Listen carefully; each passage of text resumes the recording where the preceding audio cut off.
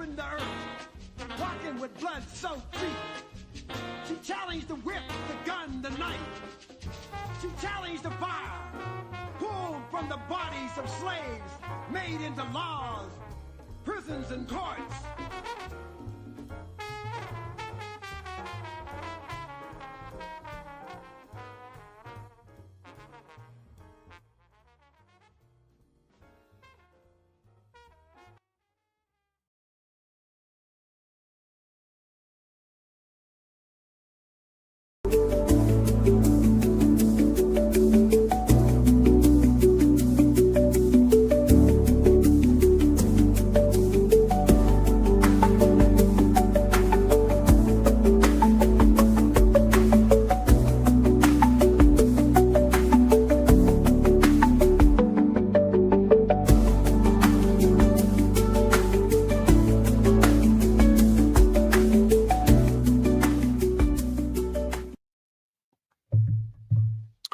Good afternoon and welcome back. The Electronic Intifada has a piece entitled Republicans Trumpet Judea and Samaria. At the beginning of February, a journalist speaking of the occupied West Bank asked President Trump whether he supported Israeli sovereignty in the Judea and Samaria, and Trump responded, "People do like the idea, but we haven't taken a position on it yet." He then indicated, "We'll be making an announcement probably on that very specific topic over the next 4 weeks." What's happening in the region? Let's connect some dots and find out.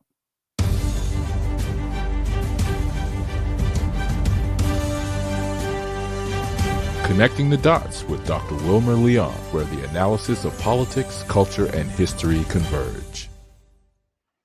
Welcome to the Connecting the Dots podcast with Dr. Wilmer Leon, and I am Wilmer Leon. Here's the point. We have a tendency to view current events as though they occur in a vacuum, failing to understand the broader historic context in which most events take place. During each episode, my guests and I have probing, provocative, and in-depth discussions that connect the dots between these events and the broader historic context in which they occur, thus enabling you to better understand and analyze the events that are impacting the global village in which we live. On today's episode, the issue before us is the Arab League issued a statement following a summit in Cairo yesterday, backing an Egyptian proposed $53 billion reconstruction plan for Gaza, an idea quickly rejected by who else? Israel and the United States. This while former Israeli National Security Minister Itamar Ben-Gvir has called for Israel to bomb aid that entered Gaza before Prime Minister Netanyahu cut off deliveries and announced a full siege on Sunday. What's happening in the region? My guest is an award-winning journalist and analyst based in Beirut, Lebanon, and founder of FreePalestine.video. My dear brother, Laith Marouf. As always, welcome back. Great to be with you, Wilmer. Thank you for having me. So, as the ceasefire took hold in Gaza, the Zionist government turned its sights on the West Bank. According to the Electronic Intifada, since Trump returned to the White House, numerous conservative politicians, religious demagogues, and organizations have rushed to push Israeli sovereignty over the occupied West Bank, a crowning war crime over the daily war crimes. And the U.S. is backing Israel with new weapon sales totaling nearly $12 billion. Trump, to be sure, is being pressed to give his approval to Israel to declare sovereignty over the occupied West Bank. Give us an update. What's going on, Laith Marouf? Well, yeah, since the coming of Trump into office, it's now over or around $50 billion of military aid and financial aid to the Zionist colony dumped by Trump. So, you know, this is a rate that's even exceeding the rate of what Biden was doing. Obviously, with now the redirecting of the American war machine from Ukraine towards Israel, because it was clear that even the non-ending supply of weapons that was coming over the last 6 months during the war, that didn't allow, the Israelis still lost the military battle against Hamas and against Hezbollah in Lebanon. They managed to kill a lot of innocent civilians and destroy infrastructure, but they lost the war. And that means that for the US to guarantee that this Zionist colony actually is able to win a war, they will have to put in all the military capabilities of the US in this battle. So we are going back to this war very soon, by the way. And today, for the first time ever, B-52s, nuclear bombers, flew over Gaza with Israeli airplanes, jets flying with them. So we can see the threats that are coming.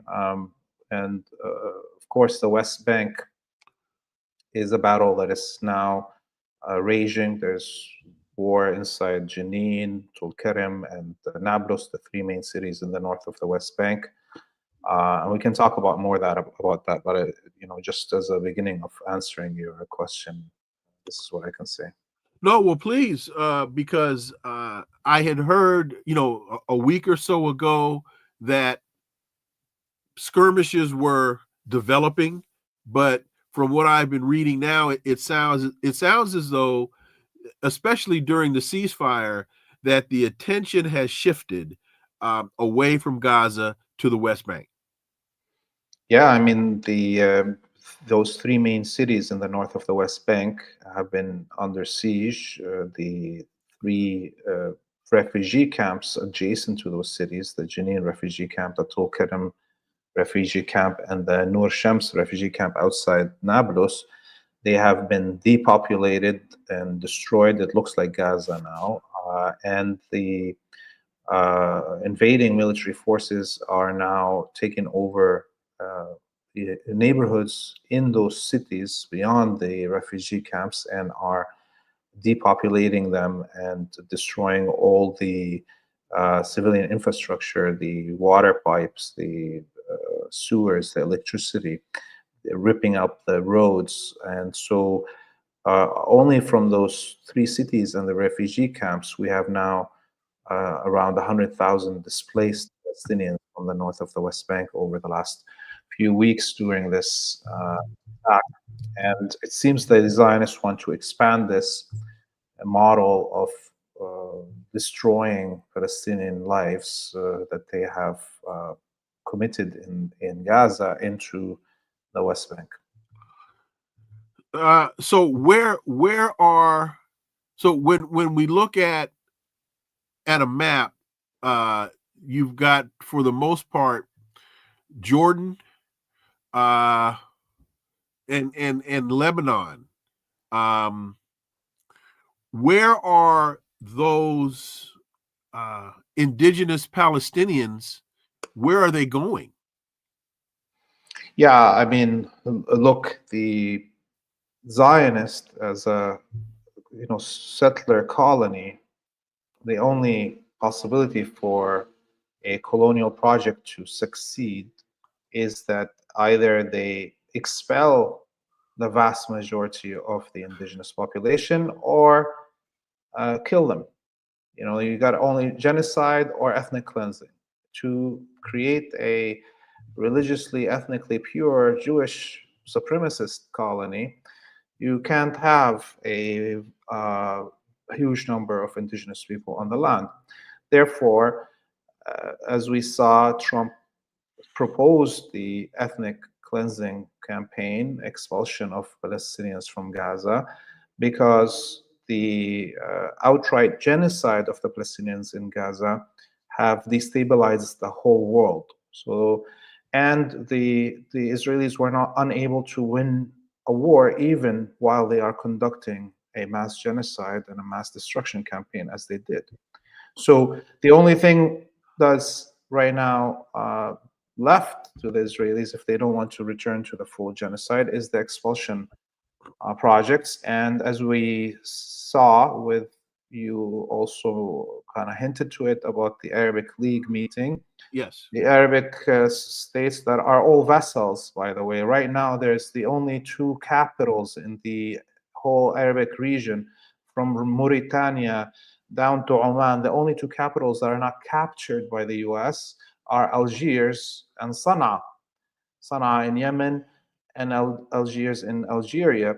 The rest of all of the Arabic capitals that are vessels occupied, even Damascus being the last to fall. And here in Lebanon is the government is captured also. It's just we have a resistance called Hezbollah, but the government is a puppet government of the US also.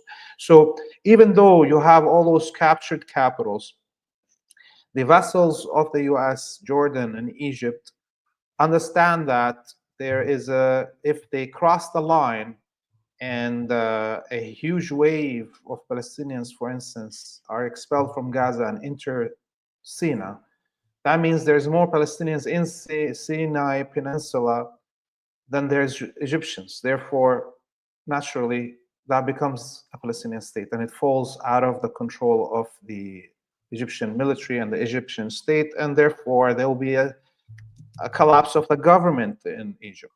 Even if it's a vassal, it cannot accept it. Similarly, in Jordan, Jordan is, even right now, something like 65-70% of Jordanian citizens are of Palestinian origin.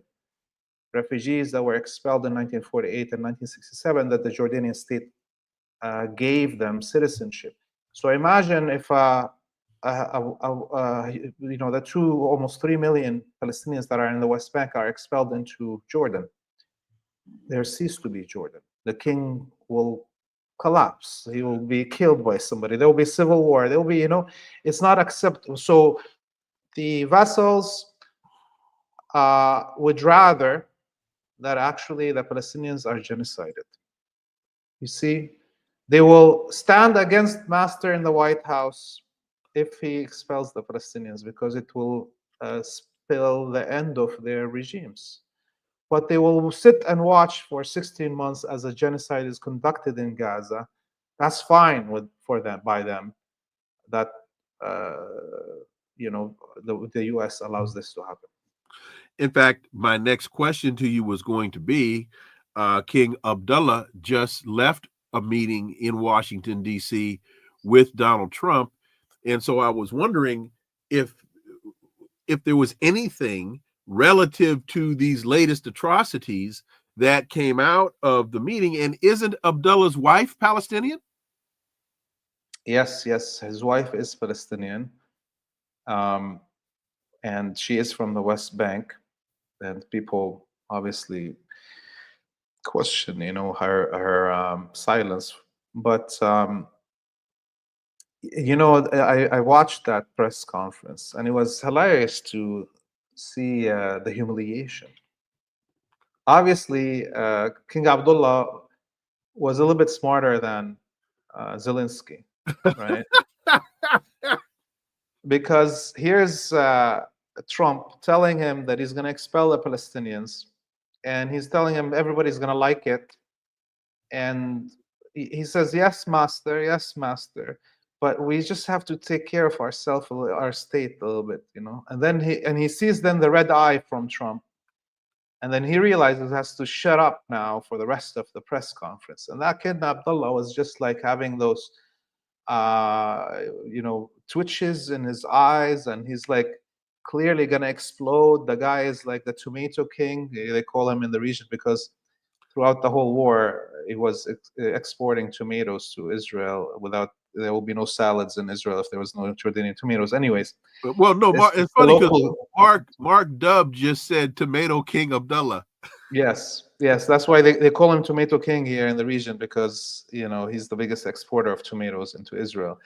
Anyways, but Zelensky was stupid. He actually went all the way in the humiliation. He got what they deserved because they're all vassals. Mm-hmm. And this is a gangster emperor. This is a cowboy emperor. You don't come here and try to do something like what Zelensky did. And by the way, this is also Sisi had a meeting, President Sisi of Egypt, scheduled 2 days later after Abdullah, and he canceled. He understood that if he went there and he's selling to be himself to the Egyptian people as the tough man of Egypt. You see, there's a difference. The British taught king of Jordan is selling himself as the, aristocrat to his people. That's his propaganda kind of shtick. So if he was well behaved in the White House, even though that he's getting humiliation, it still fits in his shtick, right? But Sisi is selling himself to his people as the tough man that took out the Muslim Brotherhood and, will stand in the way of anything that harms his country. If he would have went to the White House and got humiliated the same way that Abdullah did, his career would be over. Well, again, Mark says Tomato King Abdullah. Dr. Nick says gonna be king of nothing real soon if he doesn't grow a pair. Matthew says his wife might be Palestinian, but it doesn't mean that she cares about other Palestinians. Get back with me. Do the Arab nations believe they will not be next on Israel's list? Yeah, so look, a few things about the Hashemite royal family. Okay, this is why it's called the Hashemite Kingdom of Jordan, its official name, is that they are themselves not Jordanian. They themselves are from Hijaz. The Hijaz is the region where Mecca and Medina is in what is now the Saudi kingdom. Okay, and they, the deal that they had made with the Zionist MI6 agent Lawrence of Arabia to revolt against the Ottomans and create what was called the Arab Revolution was that, the British promised the Hashemites to become the kings of all the Arabs, and all of, from Egypt to Syria to Iraq, all the way to Yemen, that's supposed to be them. And then when they arrived to Damascus, after expelling the Ottomans, the French and the English just flipped on them and did the Sykes-Picot, cutting up all the Arabic countries between them, which included the Balfour Promise to give the Zionists Palestine. And they left them stranded in the middle of nowhere in Jordan. Okay, there was nothing. And all the Jordanian tribes, when he declared himself the king of Jordan, told him, "Who the hell are you?" Yeah. And this is another story that everybody should understand. What is now Amman, the capital of Jordan, there was no city. There was an encampment of Chechen and Circassian from the Caucasus, Muslim refugees that were running away from the Russian emperor's massacres of Muslims in the Caucasus. And they pledged allegiance. This is the only people that pledged allegiance to the grandfather of the current king in what is Jordan right now. And they carried arms for him against the local tribes of Jordan. And this is why if you look at any videos of royal events in Jordan, the royal guards in the palace are all wearing Chechen and Circassian traditional clothing, including their hats. Yeah, and so they are the royal guard. And the his father, this. Wait a minute. Let me ask a question about that. So is that now just ceremonial garb, or to pay tribute to those original Chechens, or are the people that are now in the guard descendants of those people? Both, and they are actually descendants of those people. They're Circassian and Chechen, okay. Jordanian now, and they are the only ones allowed to be part of the royal guard. And of course, the King Hussein, the father of King Abdullah, made deals with the Zionists, alerted them to the different wars that the other Arabic states, Egypt and Syria during the 1967 and 73 wars. So the and the Jordanian government and state wouldn't exist. It cannot exist actually economically, right? There's nothing that Jordan can export. It has only potash, to export. Tomatoes. And tomatoes. Okay. And there's no water. You've never had a potash and tomato salad? Yeah. And if there is no borders, naturally people will migrate to the other parts. Let's say you're in the United States. Mm-hmm. Why is the hot places and the heartlands empty and the coasts are full? This is what if there's no borders between the area here, Bilad al-Sham, or the greater Syria region, people would migrate now normally to the coast and to the major cities like Damascus and so on. Get Back With Me asks, is the Arab Summit a serious undertaking? It's the Hebrew Summit and the Hebrew League, not the Arab Summit or the Arab League. Okay. Oh, I see. Right. So all of these were puppets. They came out with this supposed plan to rebuild Gaza, spending something like 50 or 60 billion dollars, I don't know, or some even more, over a span of 10 years. It's all like imaginary and waste of time, and talk about, so these are all building a port and an airport in Gaza. I mean, the Israelis didn't allow it in 60 years. Why would they allow it right now? And of course, Netanyahu immediately rejected the proposal and said Trump will not accept it. So you could understand if the puppets threw this proposal forward, it's because it's not going to go anywhere except to protect them a little bit from the anger of their own populations. The Arabic and peoples in all of the region, they're reaching boiling point, and the full humiliation that even these vassals are receiving from the emperor in the White House is making it harder and harder for the vassals to hide their vassalhood. Okay, right? They were used to blame the Palestinian resistance or Lebanese resistance, or try to convince the population against resistance by claiming these are all vassals of Iran. Hezbollah, Hamas, and Ansarullah, everybody that's fighting Israel are all puppets of Iran. Well, now everybody sees what they are. They are puppets of the master in the White House. So Axios reported today that the Trump administration is holding direct talks with Hamas, and this is the first time the U.S. has ever engaged directly with them. Last night, Trump said, in the Middle East, we're getting our hostages back from Gaza. How are the talks actually taking place? How are they being reported there? How are they being received there? Yeah, it seems like Netanyahu and the Zionist cabal that's close inside the White House leaked this information to kind of harm Trump.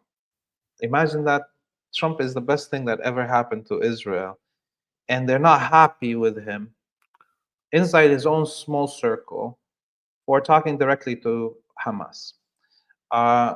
So two things we can see here. One is that it's a clear acknowledgement by the United States that Hamas is still a force to reckon with, and that they are actually the true representatives of the people in Gaza and in Palestine in general. They're not sitting down to talk to Abbas. They're not talking to the Egyptians or the Qataris or the PLO, because even the Egyptians and the Qataris and the Turks can get, Hamas is totally independent. And so this is an acknowledgement, which is probably what pissed off Netanyahu and the Zionists in the Trump administration to go and leak this.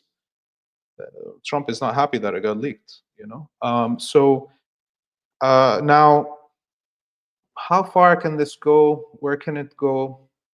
I don't know. I think we look at the reality. I don't like to anymore read these things through comments or Mhm. statements. You have to look at the ground and what's happening on the ground. What's happening on the ground is now Israel is piling 500,000 troops on the borders of Gaza. They used 300 something thousand last time, and it didn't work. So why are they piling up 500,000 soldiers? It means they're preparing to attack. Where are they getting them from? The whole society is still mobilized. Right. Yeah. Right. That's true. Okay. So this is the thing that everybody needs to understand is that Israel, by the way, the service age starts at 16. Okay, you have a choice if And it's you, mandatory. and it's mandatory, but you have a choice to delay it at 2 years until 18. But you can be a soldier at 16 in Israel. This is one of the only two countries in the world. The UK also is the only other Western country that allows underage people to be in the military. But everybody until 45 years old, you have to serve in Israel. So they've mobilized. There's no industry, there's no agriculture. Everything's been destroyed. In the north, the whole north of occupied Palestine is where the main industrial zone and economic activities were happening, and that's emptied now from colonists. They're refusing to go back. They understand that this war is going to be active again any minute now. Why would they go back? So everybody's been called into the military. And what's happening in the West Bank, what's happening in Syria, the expansion of the occupation in Syria, all of those are indicators that at any moment right now, we're going to be back in full military conflict. Dr. Nick asks, Israel already spying on the Trump and the talks with Hamas. And I've been saying the adage as it relates to Trump: a broken clock is right twice a day. There are a lot of horrible things about Donald Trump, but he does seem to know who to talk to, and he's not afraid to talk to the people that need to be spoken with. Now, what he says and what the outcome is, all of that may be a whole different conversation. But you can't have peace in Ukraine without talking to Russia. You cannot have any movement forward in occupied Palestine without talking to Hamas. And so he at least seems to be sending the people in to talk to the right people. Oh yeah. I mean, look, I know a lot of people are happy, and I am happy that he's trying to end the war in Ukraine. But put yourself in the Ukrainian place. These guys sold their country basically under the promise that they'll be included in the White Club. Sorry about this cough. That's No, I understand. not leaving me for a month now. Anyways, so and now he's being told, you're not only going to give a piece of Russia, you're going to give us all your goods also forever. For 100 years, we're going to own all of your minerals and everything. Now this is, what's stupid about Zelensky is that he could actually, if he wants to really save right now, or get a better deal, he should go talk directly to President Putin himself, not include the wolf that dragged him into the slaughterhouse, right, as the mediator. Because honestly, Trump is trying to get more from Ukraine than what Putin would want, but for the U.S. You see, this is the crazy part. And now we're talking about Hamas and Palestine. This is different. This is the opposite, actually, because the vessel is the Zionist colony, and here is Hamas talking directly to master. Okay, it's the opposite of, if it would have been. It's in the situation of Zelensky, he's stupid. He could talk to the real person that's going to determine the future of Ukraine, which is President Putin, that has the force to change reality. But he's not. Similar here, it's actually enlarges the size and stature of Hamas to dock to President Trump's team directly, while it belittles Ukraine having to have America as its mediator.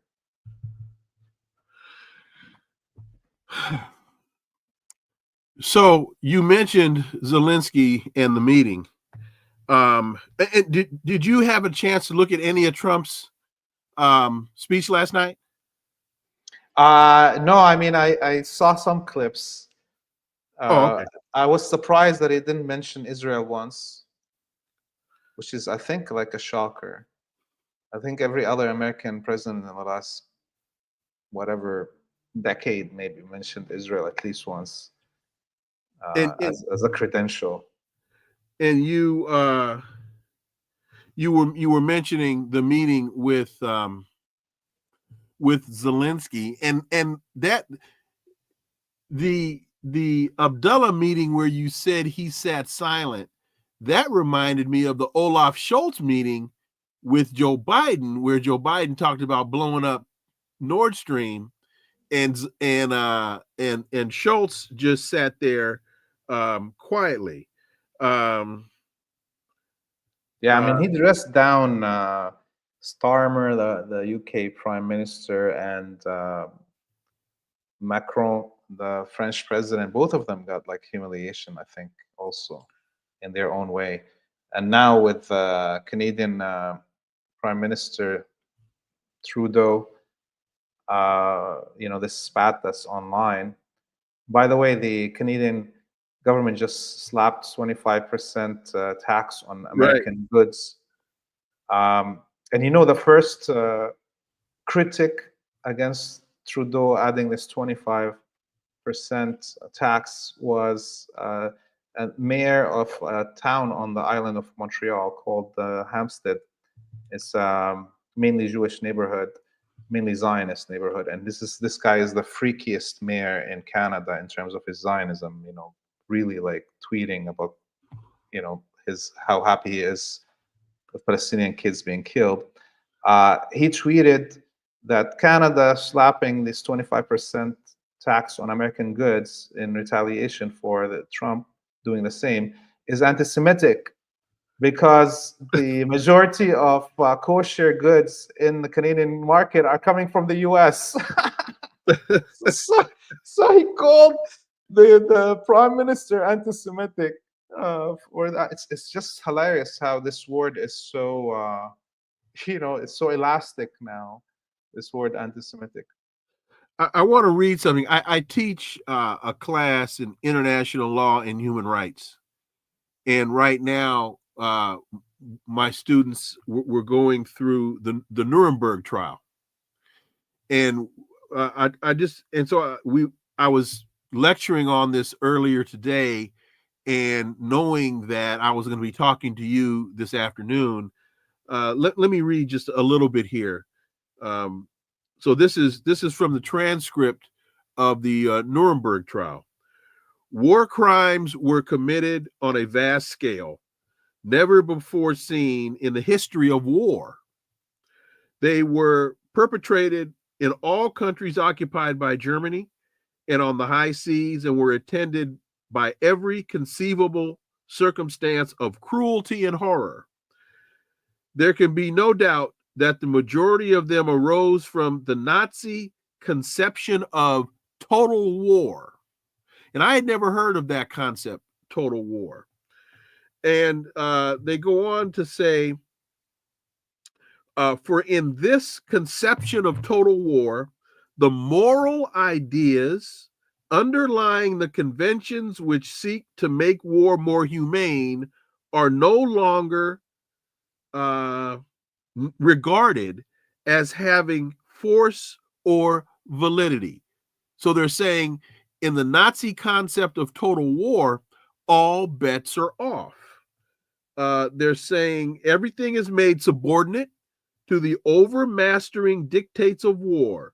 Rules, regulations, assurances, and treaties, all alike, are of no moment, and so freed from the restraining influence. Prisoners of war were ill-treated and tortured and murdered, not only in defiance of the well-established rules of international law, but in complete disregard of the elementary dictates of humanity. Civilian populations in occupied territories suffered the same fate. So individual civilians suffered the same fate as combatants. Whole populations were deported to Germany for the purposes of slave labor, upon defense works, armament production, and similar tasks connected with the war effort. Public and private property was systematically plundered and pillaged in order to enlarge the resources of Germany at the expense of the rest of Europe. It goes on and on. But I read that, and then I stopped and I asked my students, what does this sound like? Does this sound eerily reminiscent of anything that's happening right now? And all my kids, they raised their hands and said, well, this is what's going on in Gaza. I said, and the West Bank. Your thoughts, Laith Marouf? Oh yeah, and I mean they're expanding that also into Syria right now, because the areas that they've occupied in Syria, and they're expanding today. They're expelling the indigenous population, the Syrian population. We're talking now,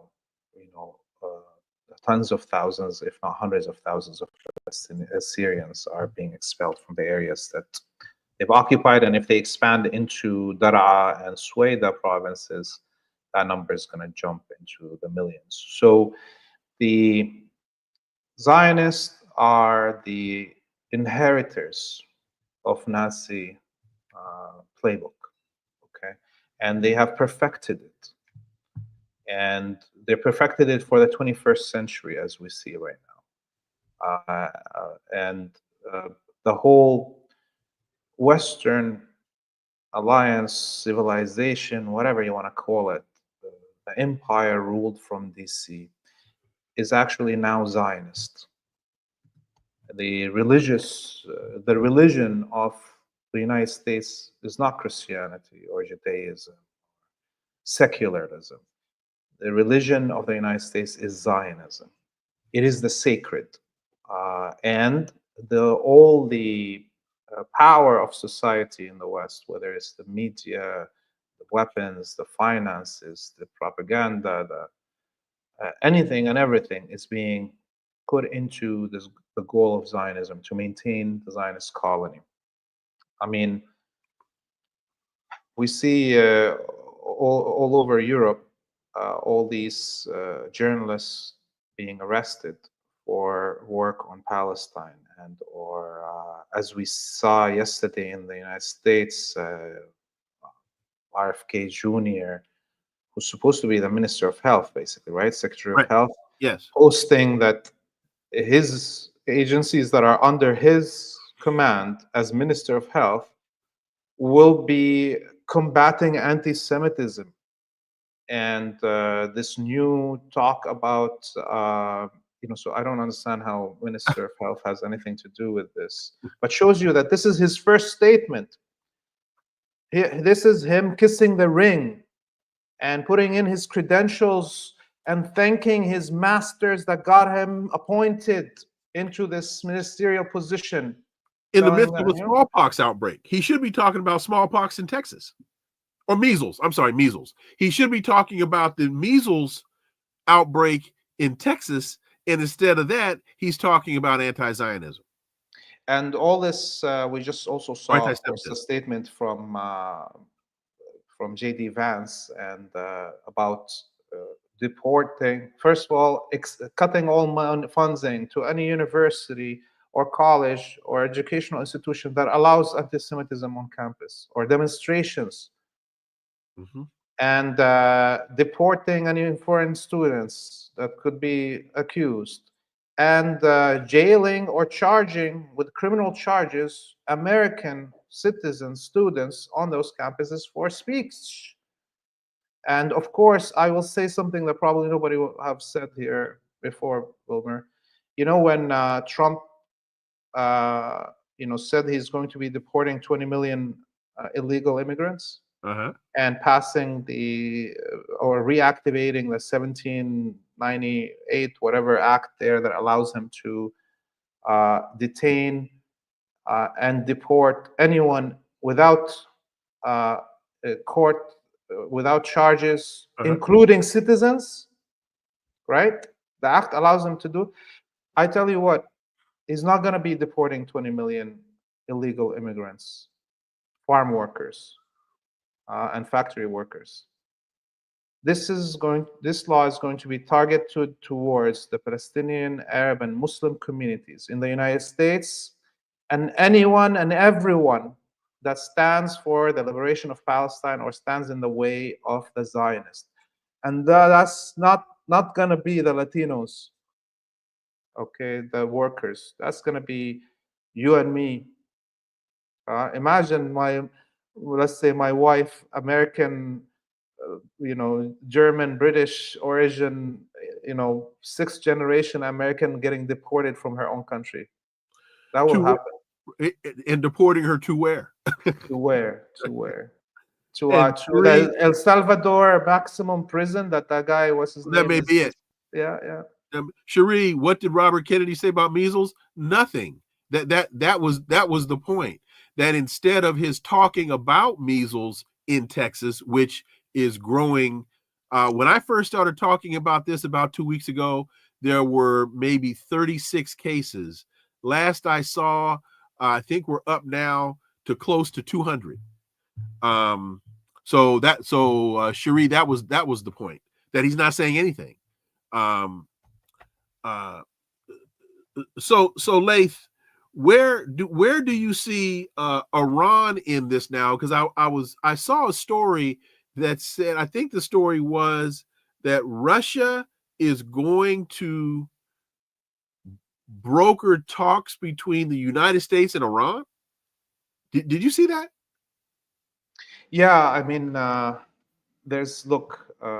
yes, I saw that. The Russians are trying to negotiate something. I think they're trying to do like a tit for tat for Trump, trying to negotiate with the Ukrainians on their behalf. They're going to try to get something for Trump there. But in Iran, there's been an internal battle since the assassination of President Raisi. I know people say it's just a crash, but in my mind, it's 100% an assassination. Uh-huh. Either a pager or a walkie-talkie in the helicopter was blown up, similar to the terrorist pager attacks that happened here in Lebanon. Since then, and the coming of the new president, Pezeshkian, and surrounding himself with the old guard from the kind of the ones that went through the nuclear negotiations with the U.S., including former Foreign Minister Zarif, that created, I think, a schism inside Iran, and there was a battle of wills. And over the last month, especially with all the assassinations of Sayyid Hassan Nasrallah in Lebanon and assassination of Haniya in Tehran and so forth, finally we saw the Ayatollah, the supreme leader, making a statement a week and a half ago, a public statement, saying that negotiations with the United States are irrelevant, and Iran has to strengthen its defense capabilities. And he gave this speech in front of the leaders of all the military wings, the Navy and the Air Force and so forth.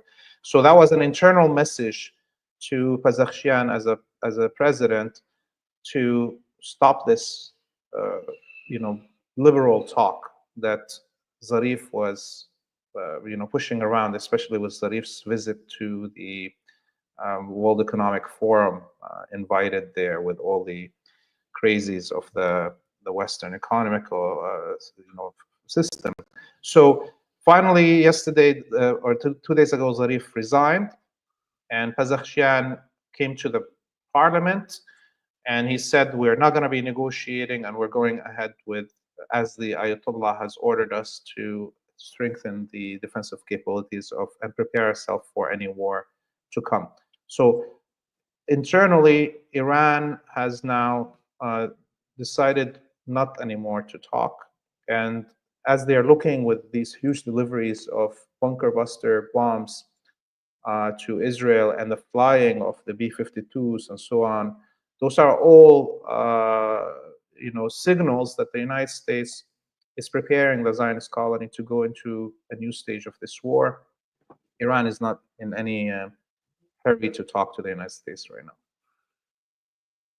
If they're not in any, if there is no interest for them to talk to the United States right now, and both sides are preparing for a conflict, has the United States been underestimating an Iranian response similar to the way that Joe Biden underestimated a Russian response as it related to Ukraine? Well, the United States is a little bit more emboldened right now because of how Russia sold out Syria. Okay, there was this deal and between the United States and Russia that Russia will let Bashar al-Assad presidency collapse and when manipulate and cut off all the electronic communication of the Syrian army. By the way, this is the main reason the Syrian army collapsed, and allow these Wahhabi despots to take control of Damascus and the Israelis to control the south and the Turks to control everything, in return for, as we see, the United States giving up Ukraine. So, this all it's clear for now Iran and the axis of resistance as a whole that they're holding back. You brought up the Nuremberg trials. The axis of resistance conducted themselves in a humane way during the war in the last 16 months. They followed the rules of engagement. You attack only military posts. That's what they did, whether it's Hezbollah and or the Iranians with their truthful promise 1 and 2. They all just attacked military posts, while the Israelis directed the vast majority of their attacks in Lebanon, in Gaza, on civilian infrastructure and killing civilians, destroying mosques, hospitals, killing journalists in the hundreds, and raping and until death prisoners of war, as we're seeing every day, almost still today, right now. Yesterday, there was another Palestinian prisoner raped to death. And so that first stage of the war, the axis of resistance had calculated that it needs to be moral in its war conduct in order to win the opinions of humanity, the vast majority of humanity, in hopes that this will cause change. But what happened is that even though the whole world saw that the axis of resistance, the Palestinians, the Lebanese, the Iranians are all acting morally, while the enemy, the Zionists in the West behind them, were conducting themselves in an all-out war situation that you mentioned there. Is that what it was called, all-out war? Total war. Total war. That's what the Israelis did. Nothing happened, even though that the vast majority of Western civilians, including in the United States, were against what Israel was doing. Their politicians didn't give a damn about them. And the propagandists that would have been dragged to the Nuremberg trial, like, what's his name, the Nazi propagandist? Goebbels. Goebbels, like the head of CNN or the head of BBC and the head of CBC in Canada, they should be all dragged to a Nuremberg trial for supporting a genocide in Gaza. They actually got more emboldened, and now, in the beginning of the war, they were lying to us. They'll say, no, Israel doesn't attack hospitals. doesn't attack mosques. No, now they don't even give a damn about hiding it because every mosque, every hospital, every church was destroyed. So I tell you, I'm saying all of this because I think the axis of resistance has learned from this first stage. In the next stage of this war, which will be coming soon, they will not be holding back. The hospitals in Israel will be bombed. Israeli journalists will be killed. Synagogues in Israel will be burned down to the ground. Israeli children will be killed. Israeli and Zionist political figures will be assassinated across the world. Okay, so this is the next stage of this war, and I think the axis of resistance has learned that lesson. I tell you, people are when it's going to ignite again, it's going to be a different form of war because our enemy has forced us into this, and because of the docility of the Western citizens, all these Americans and Europeans and so on, they probably wouldn't move if the Zionists come and kill their children in front of them. Forget killing the children of Gaza. Americans and Europeans have been domesticated like cattle. Okay, if they would rape their mothers in front of them, probably Israelis would come into the streets of Amsterdam, as happened, and run amok in the city, in the capital of the Netherlands. Run amok. And the citizens of Amsterdam can't do anything, and the police of Amsterdam will beat up the citizen of Amsterdam if he's just, dares stop a Zionist from desecrating his city, a foreigner. Okay, so what is going to happen? It doesn't matter right now to me as a Palestinian, as an Arab, as a Muslim. I don't give a damn anymore, and I think this is probably coming also in the minds of all the leadership in the axis of resistance. If a American or European thinks I'm human or not, they're gonna kill me anyways. Might as well, goddamn, take with me as many of them as possible. And that's what the colonizer forces. This is how, you'd read in the, Wretched of the Earth. Right. I was just thinking of Fanon. Okay. The colonizer forces you into this form of warfare. You try to make the colonizer stop killing you without having to revert to his animalism, his bestiality. Okay, the bestiality of this supremacist idea that an Israeli or Jewish man or woman are worth 1,000 Palestinians. No, that's not going to happen. My brother, Laith Marouf, as always, thank you. You always, for you it's late, and you give me time when I call. I truly respect that. I appreciate that, and pray for the continued health for you, improved health, and for the health for your family. Thank you very much. Talk to you soon, Wilmer. My man, take care. Thank you all so much for listening to the Connecting the Dots podcast with me, Dr. Wilmer Leon. Stay tuned. New episode tomorrow. Yolian Agbu is joining us tomorrow. We're going to be talking about what's happening in the Democratic Republic of Congo. Please follow and subscribe, leave a review, share the show, follow us on social media. All the links are below in the show description. Remember that this is where the analysis of politics and culture and history converge. Talk without analysis is just chatter, and we don't chatter here on Connecting the Dots. See y'all tomorrow. Until then, I am Dr. Wilmer Leon, and have a wonderful remainder of your day. Peace. I'm out.